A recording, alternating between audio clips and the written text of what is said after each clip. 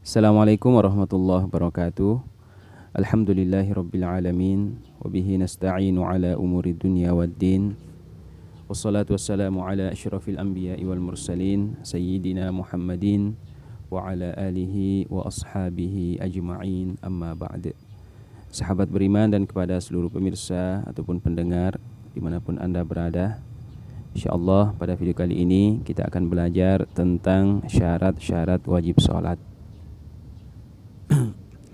Mungkin di antara teman-teman yang pemula ada yang bertanya bahwa apakah yang dimaksud dengan syarat-syarat wajib sholat.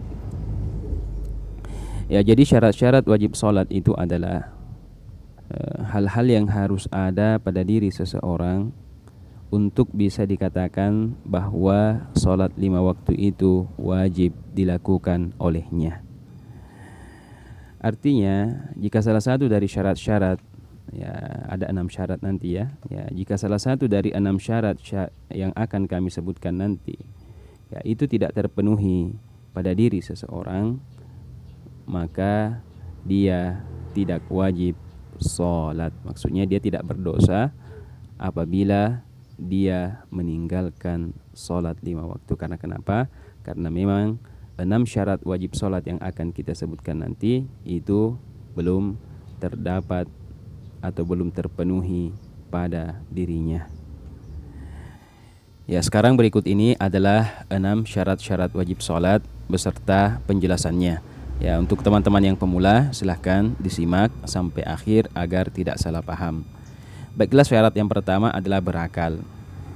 Ya, maknanya orang yang tidak berakal itu tidak wajib untuk mendirikan sholat.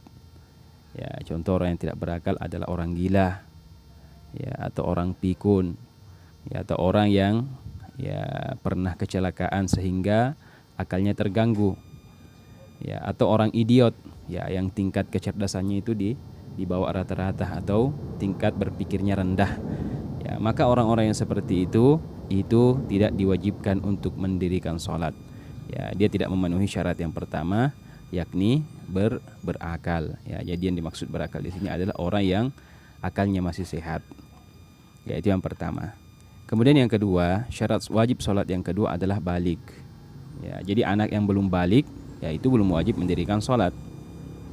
Ya, adapun tanda-tanda balik itu ada 3 ya. Yang pertama, ya keluarnya air mani, mohon maaf, ya bagi anak laki-laki dan anak perempuan ketika umurnya sudah sempurna 9 tahun ukuran tahun Hijriah.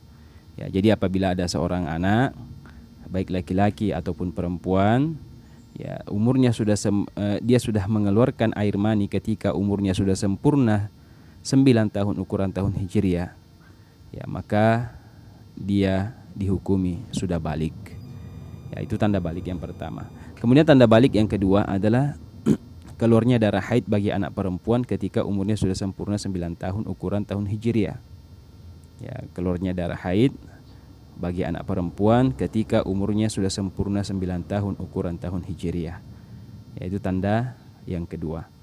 Ya, sedangkan yang ketiga, apabila tidak terjadi keduanya, tidak mengeluarkan air mani dan juga tidak terjadi darah haid, ya ketika umurnya sudah sempurna 9 tahun ukuran tahun Hijriah, ya maka kita menunggu sampai keluarnya darah haid atau keluarnya air mani tersebut.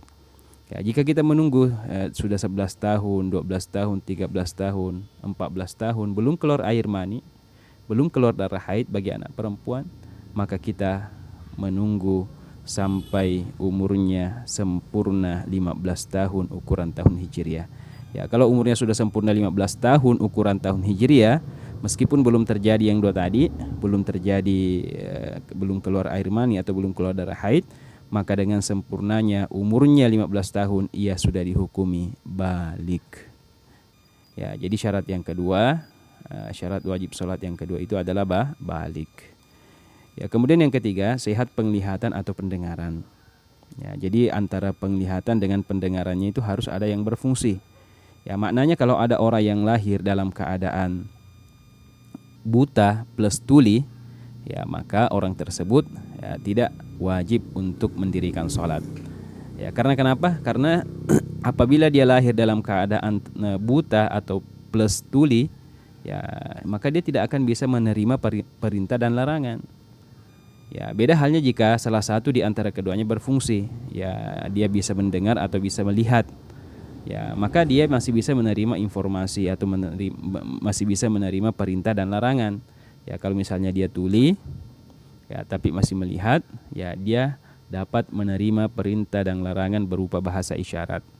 Ya, atau dia buta tapi mendengar, ya maka dia masih bisa menerima perintah dan larangan melalui pendengarannya. Ya, akan tetapi jika ada orang yang terlahir dalam keadaan buta plus tuli, maka selamanya dia tidak wajib untuk mengerjakan sholat. Ya, kemudian yang keempat, syarat wajib sholat yang keempat adalah telah sampai kepadanya dakwah Islam.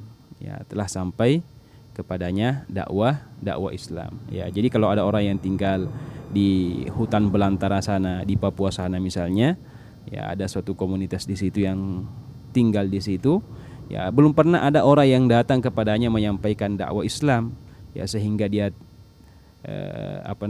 tumbuh besar sampai meninggal dunia tidak pernah mendirikan sholat, maka dia tidak berdosa. Karena kenapa? Belum pernah sampai kepadanya seruan dakwah Islam. Ya, ya jadi syarat yang keempat ini ya telah sampai kepadanya seruan dakwah Islam. Ya, kemudian syarat yang kelima adalah muslim. Kemudian yang terakhir adalah suci dari haid dan nifas. Ya, apabila keenam syarat-syarat ini sudah ada pada diri seseorang, maka tidak ada alasan lagi baginya untuk meninggalkan sholat fardu 5 waktu. Ya, jadi semoga bermanfaat. Lebih dan kurangnya kami mohon maaf. Wassalamualaikum warahmatullahi wabarakatuh.